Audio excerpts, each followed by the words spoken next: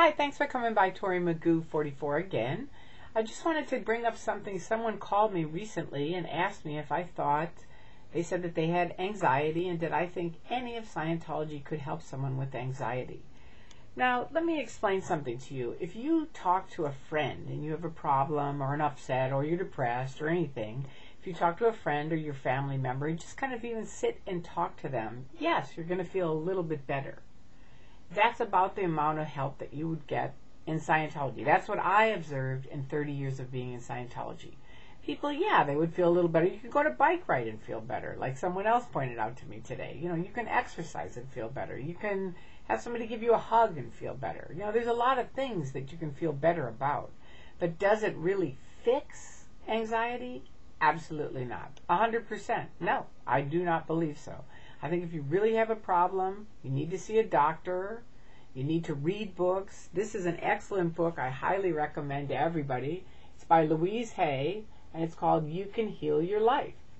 And it's an excellent book. It really is a very, very good book. The other thing I wanted to bring up to you is people mention to me all the time, well, I'm a very cheery person. But I am a cheery person for a couple of different reasons. Number one, I was probably born a cheery person because I just think I was. I came out, I shot out, you know, I was like ready to go, right? But I also had a really fantastic childhood. I had a very fun mom. I mean, you guys, the anonymous people who love lulls, I mean, you would have loved my mother. I mean, she was the queen of lulls. She was fun all day long, all night long. She just was kick-ass. What can I say? She believed in having a great time now. Not next week, not next month. I mean, she'd have like long-term things she'd planned, but she partied all the time. Every day, the house was decorated. She changed things. She was just like a fun person. That's what she was. And my dad was cool, and my brothers were cool. So I grew up in a very cool, fun childhood. And so I think that's a lot of it. Secondly, I realized when I was about, I think 12, that if I got enough sleep, which I've mentioned before, if I didn't get enough sleep, I had kind of this dark cloud around me. But if I did get enough sleep, I was pretty cheery. And so I make sure for me that I get enough sleep every night. That's just what I do. And I know it can sound simple, but it's very effective. The other thing is something my mom taught me, which is take time to smell the roses. And it sounds corny, and people have heard it a million times, but you know what? It works. Because time rolls on every day.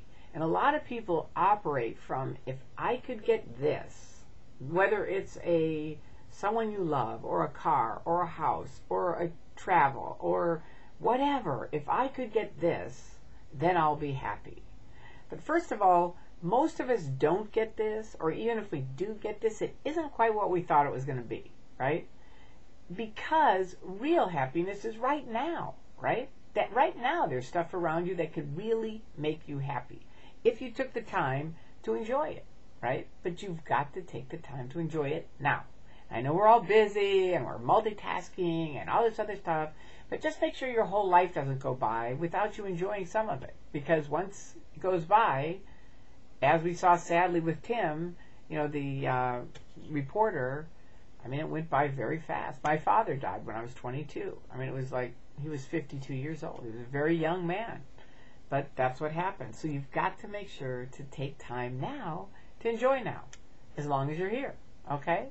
And for the anonymous people who are speaking out against Scientology, I want to thank each and every one of you. Because you, number one, are the king and queen of lulls, which is very fun.